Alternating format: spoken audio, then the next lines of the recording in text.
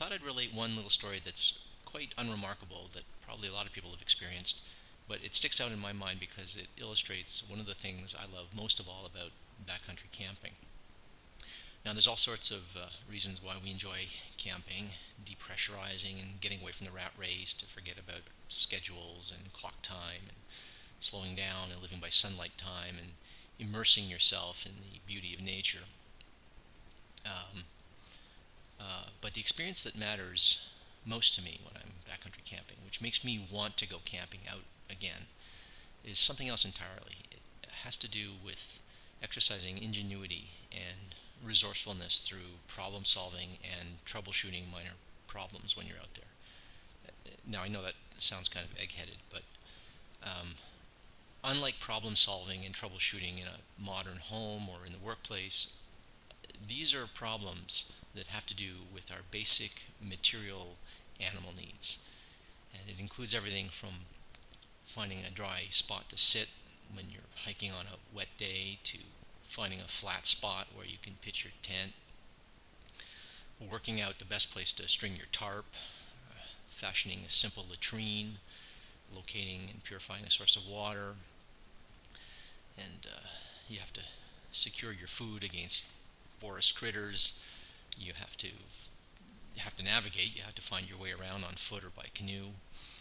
And then there's considerations like basic hygiene. You have to clean yourself. You have to clean your clothes. You have to do dishes.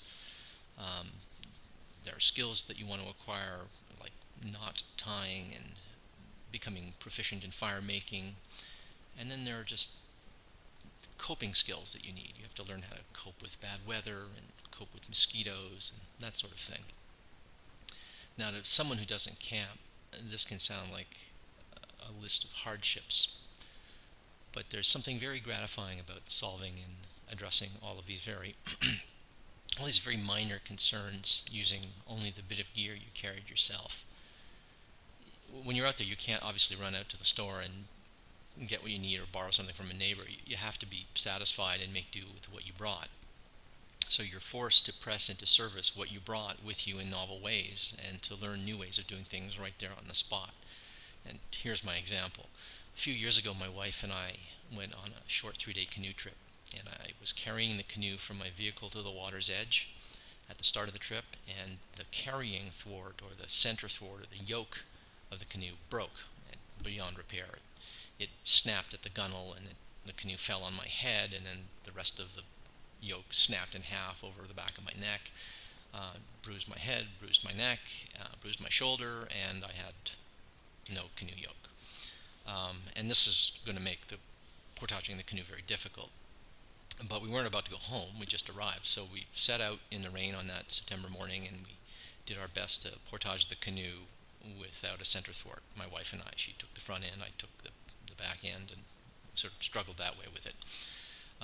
When we arrived at our first camping site, I knew I didn't want to have to continue without a carrying yoke because it was just a nuisance. So after we were well settled into camp, I set about fashioning a carrying yoke using what I had on me and around me. I found a piece of a fallen maple. I broke out my camping saw and my hatchet and began cutting and splitting and carving the wood into a crude thwart, very crude. And I used my Leatherman multi-tool to remove and straighten the bent bolts from the gunnels, and with the awl on my wife's Swiss Army knife, I bored 2 holes in each end of the roughly hewn yoke, and I was able to reattach it with the bolts that I'd straightened out. Now, the result wasn't pretty, but it was strong and it was flexible. And once I'd reattached the foam padding from the broken yoke with some duct tape that I always carry when I'm camping, it was perfectly serviceable as a carrying yoke. It worked so well, in fact, that I used that makeshift yoke for the next 2 months of camping and fishing and such, and I didn't replace it with a more comfortable store-bought yoke until the following spring. Camping is always like that. You're always tackling minor problems with what you have on hand.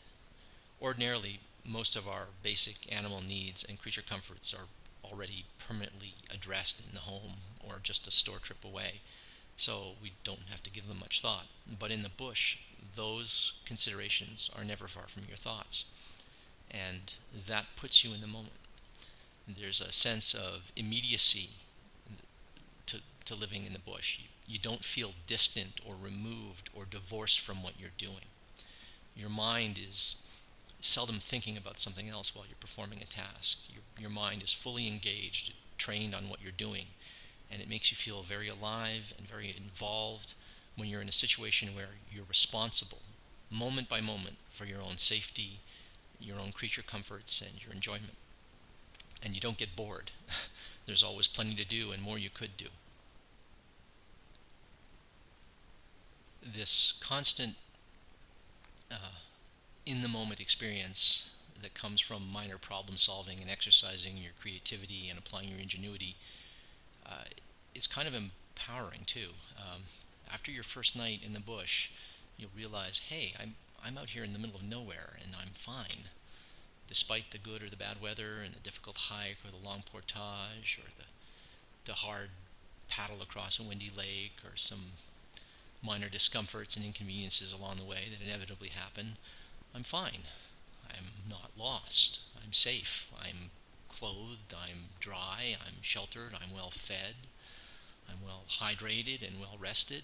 And I did this myself using only the gear I carried in. Uh, Making do with what you have in this way, with whatever's around you and what you brought with you, it expands your sense of your own capabilities, and it helps counter that creeping sense of having grown soft and dependent that comes from living in our modern world of material conveniences and labor-saving devices. And that feeling, that sense of immediacy and being in the moment, it's a high, and it doesn't evaporate the moment you break camp and hike out and get back to your car for the drive home. It lingers, it stays with you, it wears off, I find, slowly over the course of days, especially if you've been out there for several nights. I find that often on the long drive home from a camping trip, I'm so accustomed now to the quiet and the slower pace and being alone with my thoughts that it doesn't even occur to me to turn on the radio to find out what's going on, or I've broken the habit of seeking out those external distractions the way I do when I'm at home, when I've been away from the outdoors for too long. That feeling of being in the moment, present, engaged, undistracted, and by having applied my mind and skills to provide for my most basic animal material needs, especially in a place I've never been before, that I'm camping in for the very first time, that, for me, is one of the most deeply satisfying and rewarding experiences that I get from backcountry camping.